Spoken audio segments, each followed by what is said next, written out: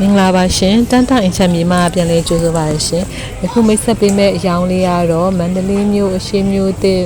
ဈေးနီး55လက်အနီးမှာရှိတဲ့အစ်စ်နေတိုက်ပါရောင်းလေးနဲ့မိတ်ဆက်ပေးမှာဖြစ်ပါတယ်ရှင်ဒီကွက်ကလေးကတော့115လက်အနီးနဲ့55လက်အနီးမှာတည်ရှိပါတယ်ရှင်